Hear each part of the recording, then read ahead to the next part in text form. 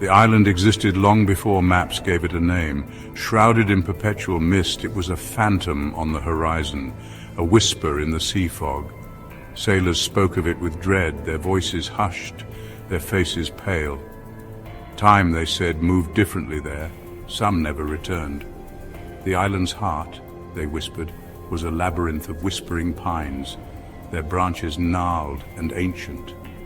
Beneath the trees, the ground was littered with the remnants of the unfortunate souls who had dared to set foot on its shores. Time, it seemed, was not kind to those who lingered too long. The tales were dismissed as myths. Sailors' yarns spun to frighten young deckhands. But the whispers persisted, carried on the salt-laced wind, a chilling reminder that some legends are born of terrifying truths.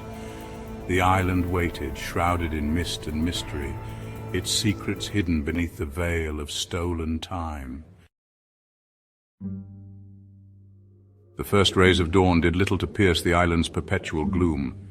The light, though it tried valiantly, was swallowed by the thick, omnipresent fog that clung to the island like a shroud. It was as if the island itself rejected the sun's warmth, preferring to remain cloaked in its own eerie twilight. The sun, a pale ghost behind the endless fog, cast an ethereal glow upon the skeletal trees. Its light was weak, diffused through the mist, creating an otherworldly atmosphere that seemed to belong to a different realm altogether. The trees, stripped of their leaves, stood like silent sentinels, their gnarled branches reaching out as if to grasp the elusive light. Their branches, bare and twisted, clawed at the sky like desperate pleas for mercy.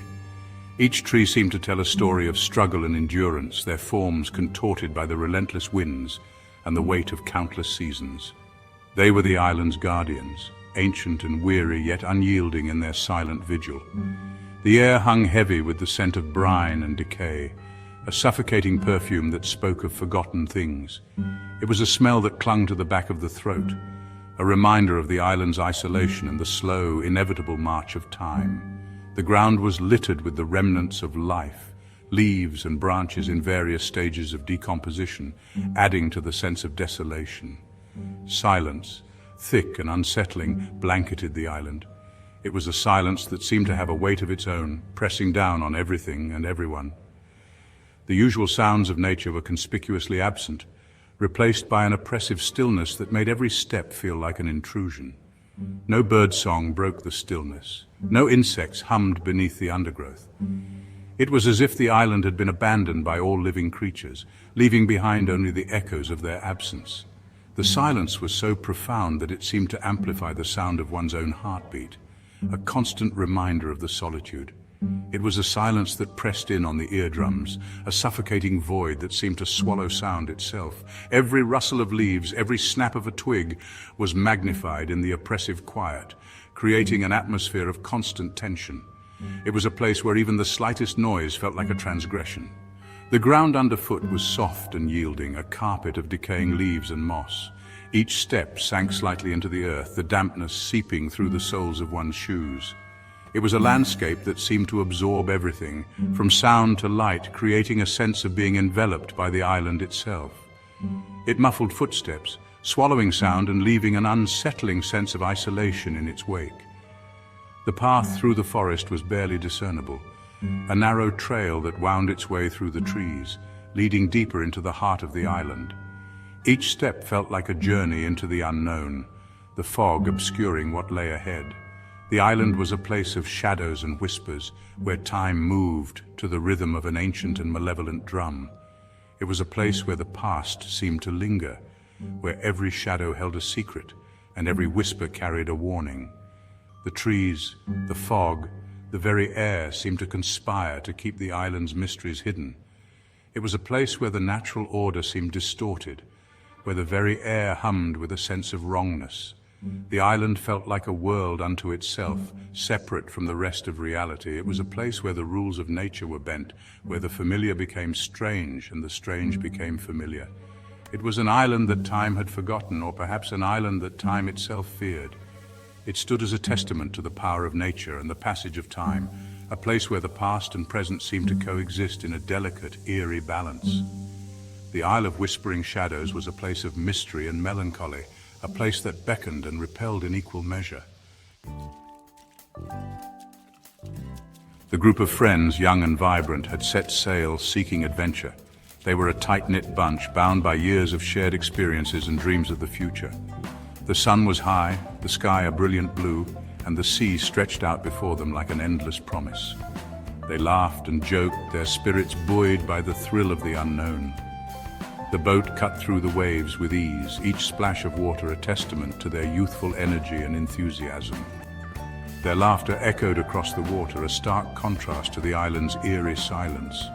It was a sound full of life, a joyous noise that seemed almost out of place in the vast, quiet expanse of the sea.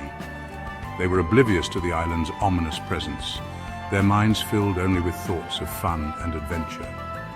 The island, however, seemed to listen, its silence growing heavier with each peal of laughter. They had dismissed the stories as folklore, their youthful arrogance a shield against the whispers of the wind.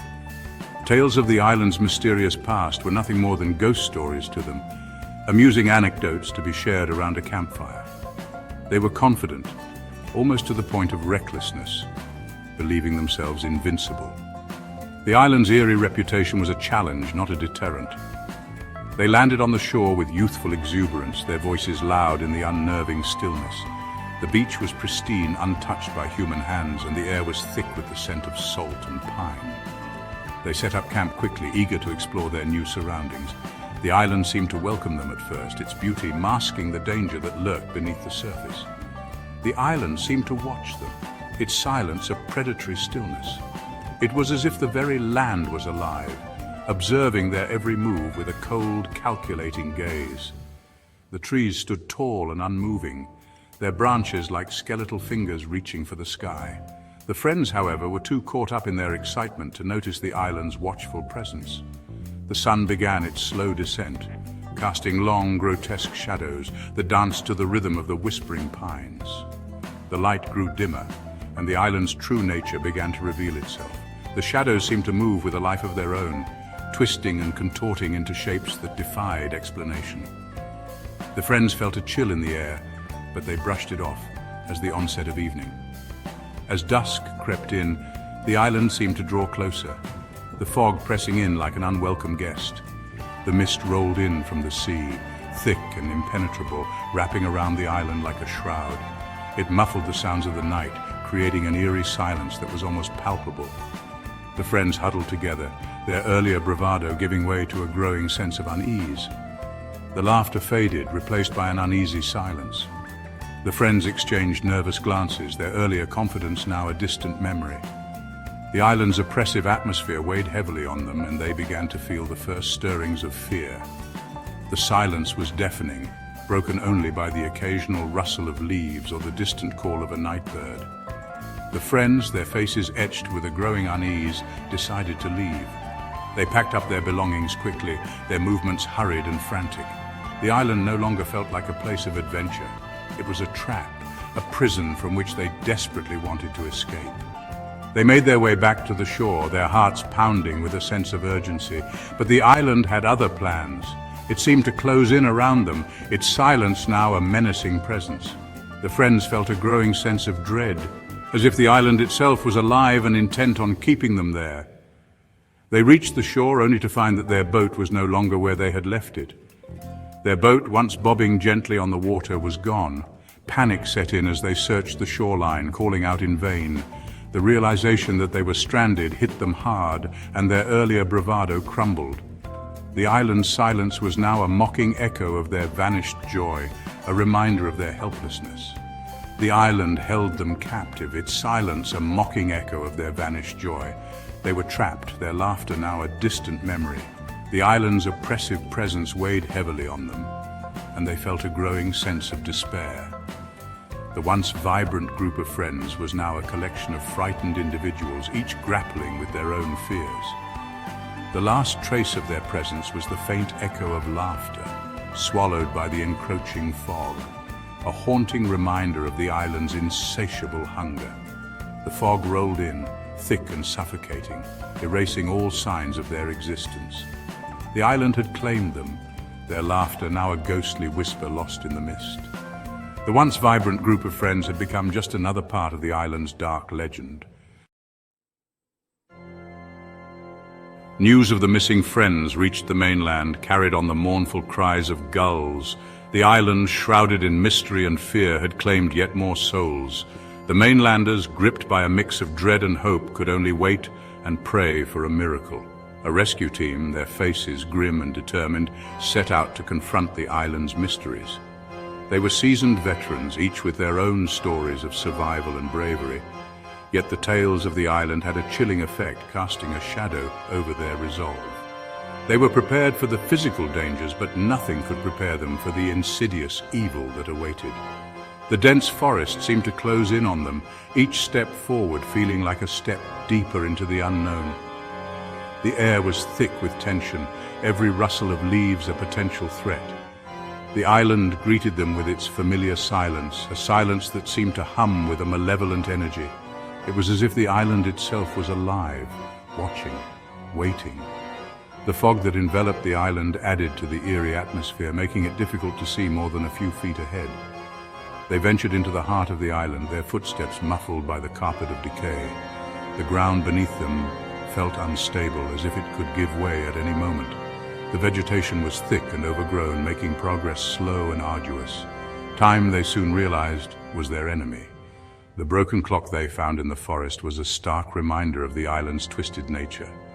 The compass needle spun wildly, offering no sense of direction. It was as if the island was playing tricks on them, distorting their perception of reality.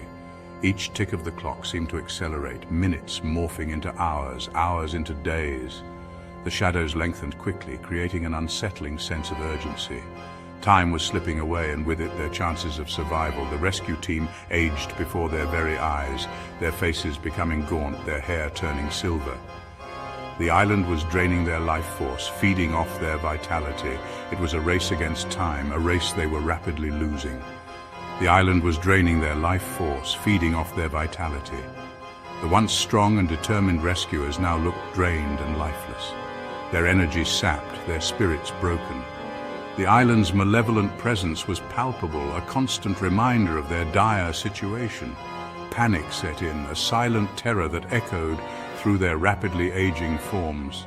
Their minds struggled to grasp the horrifying reality, their bodies betraying them at every turn. The once cohesive team was now a group of individuals, each fighting their own battle against the island's curse. They were trapped in a nightmare, their bodies betraying them, their minds struggling to grasp the horrifying reality. The island's grip tightened with each passing moment, leaving them with little hope of escape. Their haunted, terrified expressions told the story of their suffering. Time on this island was not a river, but a ravenous beast, and they were its prey. The island's insidious nature had turned their rescue mission into a desperate fight for survival. They were caught in a relentless cycle, each moment bringing them closer to their inevitable end.